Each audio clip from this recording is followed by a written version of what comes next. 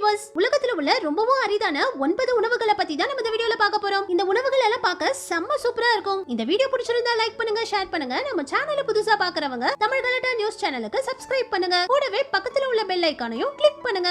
நம்ம முதல்ல பார்க்க போறது ஸ்கார்பியன் ஃபிஷ். நியூயார்க்ல இருக்கிற ஃபைன் அண்ட் ரேர்ங்கற இந்த ரெஸ்டாரன்ட்ல அதிக விஷயம்ல இந்த ஸ்கார்பியன் ஃபிஷ்ஷையே சமைச்சு விக்கறாங்க. இந்த மீனோட முற்கள்ல அதிகமான விஷயம் இருக்குறதுனால இந்த மீனை ஹோட்டல்கள் எல்லாம் விக்கவே மாட்டாங்க. ஆனா இந்த ரெஸ்டாரன்ட்ல மட்டும் இந்த மீனை அழகா பஜ்ஜி மாதிரி பொரிச்சு இது மேல அதிக காரமான மிளகாய் பொடியை தூவி இது கூட பிரெஞ்ச் ஃப்ரைஸ், காக்டெயில் கூடவே 3 வகையான சட்னியையும் சாப்பிட கொடுக்கறாங்க. இந்த உணவுடைய விலை $28, இந்திய மதிப்புக்கு 2234 ரூபாய். அடுத்தது கேட்சியோ புஷி. ஜப்பானுடைய பாரம்பரிய உணவுகள்ல இந்த கேட்சியோ புஷியும் ஒண்ணு. இது பார்க்கிறதுக்கு கட்ட மாதிரி ரொம்பவும் ஹார்டா இருக்கும். இந்த கேட்சியோ புஷி கெட்டு போகவே செய்யாதாம். எவ்வளவு வருஷங்கள் வேணாலும் வச்சு சாப்பிடலாமா. டியூனா மீன்ல இருந்து தான் இந்த கேட்சியோ புஷியை செய்றாங்க. டியூனா மீன்களை கட் பண்ணி அதை உப்பு போட்டு அவிச்சு வருஷக்கணக்கா இந்த மாதிரி காய வச்சிடுறாங்க. இது நல்லா காஞ்சி இப்படி கட்ட மாதிரி மாறிடுது. அதுக்கப்புறம் இதை எவ்வளவு நாள் வேணும்னாலும் வச்சு சாப்பிடலாமா. இது கெட்டு போகவே செய்யாதாம். தேவைப்படும் போது இந்த மாதிரி சீவி இதுல நிறைய டிஷ்ஷஸ் செஞ்சு சாப்பிடுறாங்க. சூப்ல இருந்து பிரேக்ஃபாஸ்ட் வரைக்கும் நிறைய உணவுகள்ல இந்த கேட்சியோ புஷியை போட்டு சாப்பிடுறாங்க.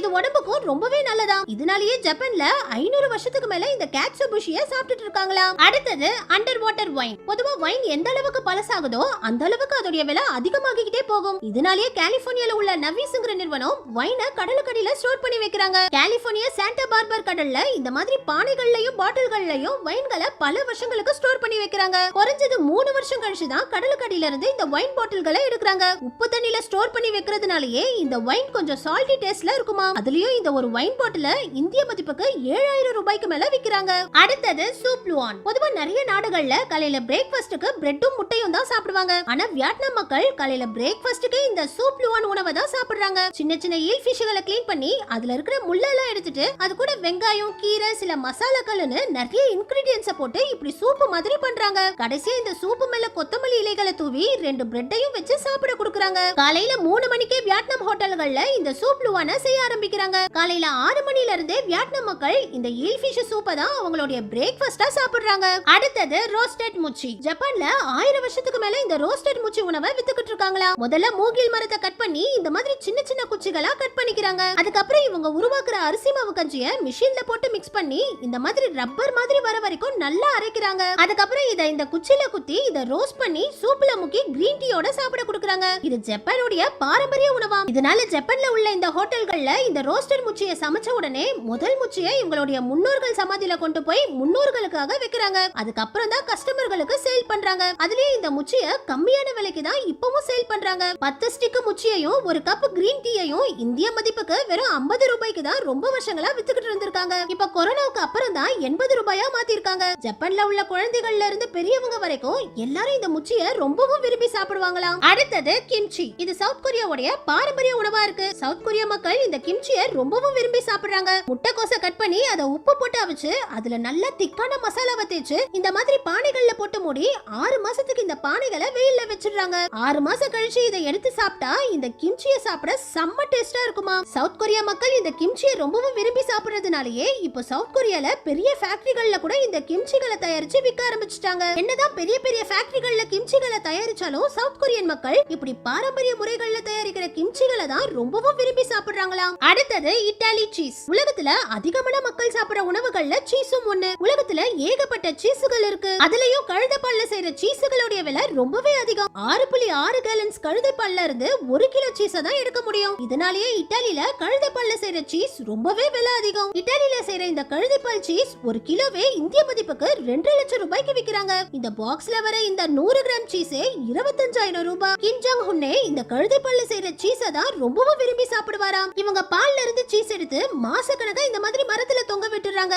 6 வாரத்துல இருந்து 2 வருஷம் வரைக்கும் இந்த கழுதைப்பால் சீஸை பதப்படுத்தி வைக்கிறதுனால தான் இந்த சீஸ் இவ்ளோ அதிகமான விலைக்கு விக்குது. அடுத்தது ஷேப்டு ஃப்ரூட்ஸ். பொதுவா ரொம்பவும் ரேரா காய்கறிகளும் பழங்களும் வித்தியாசமான ஷேப்புகள்ல வளரும். ஆனா சைனால இருக்கிற ஹவ் ஜியாங்ஸாங்ங்கற இவரு பேரிக்கால இருந்து தர்பூசணி வரைக்கும் எல்லா பழங்களையும் இந்த மாதிரி மோல்டுகளை மாட்டி வித்தியாசமான ஷேப்புகளை வளர்த்து பல லட்சங்களை சம்பாதிச்சிருக்காரு. இதுதான் இவர் முதல்ல உருவாக்குன குழந்தை வடிவம் பேரிக்கா. இந்த டிசைன்களுக்கு சைனால இவரு பேட்டன்ட் ரைட்ஸே வாங்கி வச்சிருக்காரு. இப்போ இவர் நார்மலான ஒரு ஒரு தர்பூசணி பழத்தை 100 ரூபாய்க்கு வித்தாருன்னா இந்த ஹார்ட் ஷேப் தர்பூசணி பழத்தை 500 ரூபாய்க்கு விக்கிறாரு. இந்த மாதிரி ஆப்பிள், வாட்டர் மிலன்ல இருந்து எல்லா பழங்களையும் இந்த மாதிரி வித்தியாசமான ஷேப்புகள்ல உருவாக்கி 5 மடங்கு அதிகமான லாபத்துக்கு விக்கிறாரு. இவரை பார்த்து இப்போ நிறைய நாடுகள்ல இந்த மாதிரி வித்தியாசமான ஷேப்புகள்ல பழங்களை உருவாக்கி விக்கிறாங்க. 45 இயர்ஸ் ஓல்ட் சூப். தாய்லாந்துல இருக்கிற வாட்னா பானுச்சுங்கிற இந்த ரெஸ்டாரண்ட் தான் 45 வருஷம் பழமையான இந்த சூப்பை விக்கிறாங்க. இந்த சட்டில இருக்கிற பீஃப் சூப் 45 வருஷம் பழசாம். இந்த கடையை இவங்க தாத்தா ஓபன் பண்ணாராம். அதுக்கப்புறம் இவங்க அப்பா நடத்தினாராம். இப்ப இவரும் இவங்க வைஃபும் சேர்ந்து நடத்திட்டு இருக்காங்களாம். இவங்க தாத்தா காலத்துல இருந்து இப்ப வரைக்கும் 45 வருஷமா இந்த சட்டில சூப் காலியாகாம பழைய சூப்போட மிக்ஸ் பண்ணியே புது சூப்பையும் செய்யறாங்களாம். இந்த கொரோனா டைம்ல கூட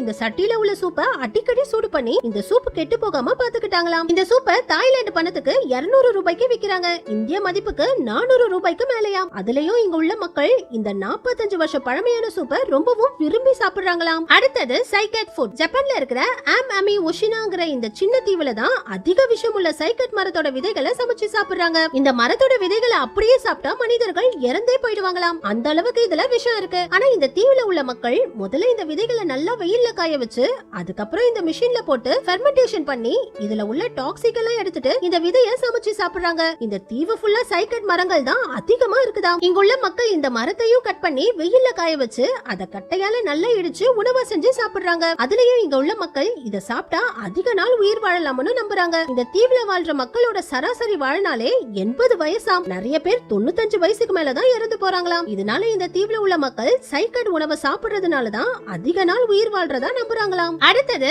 கார்டிசெப்ஸ் மிலிட்டாரிஸ். உலகத்துல 14,000க்கும் அதிக வகையான காளான்கள் இருக்குது. ஆனா 90% மனிதர்கள் இந்த ஒயிட் பட்டன் காளான்களை மட்டும் தான் சாப்பிடுறாங்க. ஆனா உலகத்துல உள்ள 80% காளான்கள் சாப்பிடுற காளான்கள் தான். 20% காளான்கள் மட்டும் தான் டாக்ஸிக் உள்ள காளான்கள். நிறைய பேர் இந்த கார்டிசெப்ஸ் மிலிட்டாரிஸ் காளான்களை பார்த்திருக்கவே மாட்டீங்க. பார்க்க ரொம்பவும் வித்தியாசமா இருக்கிற இந்த காளான் இறந்து போன பூச்சியோட உடம்புல இருந்து தான் வளருமாம். இத பார்த்தா உங்களுக்கே தெரியும் இந்த இறந்து போன பூச்சியோட உடம்புக்குள்ள இருந்து தான் இந்த காளான் வளர ஆரம்பிக்குது. இத பார்த்த உடனே இந்த காளானை சாப்பிடவே கூடாதுன்னு நினைச்சிடாதீங்க. கூகுள்ல இந்த காளானோட பேரை சர்ச் பண்ணி பாத்தீங்கனாலே இந்த காளான்ல இருந்து நிறைய மருந்துகளையும் முகத்துக்கு போடுற கிரீம்களையும் தயாரிச்சு விக்கிறத பார்க்கலாம். அந்த அளவுக்கு இந்த காளான்ல அதிக சத்து இருக்குதாம். இப்ப இந்த காளான்களோட போஸ மட்டும் எடுத்து செயற்கையான முறையில இந்த காளான்களை வளர்த்து சமைச்சு சாப்பிடுறாங்க. இந்த காளானை சமைக்காம கூட சாப்பிடலாமாம். இந்த காளான்ல நிறைய சத்துக்கள் இருக்கிறதுனாலயே இந்த காளான் 1 கிலோ நம்ம இந்திய மதிப்புக்கு 5000 ரூபாய்க்கு மேல விக்கிறாங்களாம். அடுத்தது முக்டுக். நார்த்தன் அலாஸ்கால தான் இந்த முக்டுக் உணவை சாப்பிடுறாங்க. திமிங்கிலங்களோட தோலையும் கறியையும் பதப்படுத்தி சாப்பிடுறதுதான் முக்டுக்னு சொல்றாங்க. நார்த்தன் அலாஸ்கால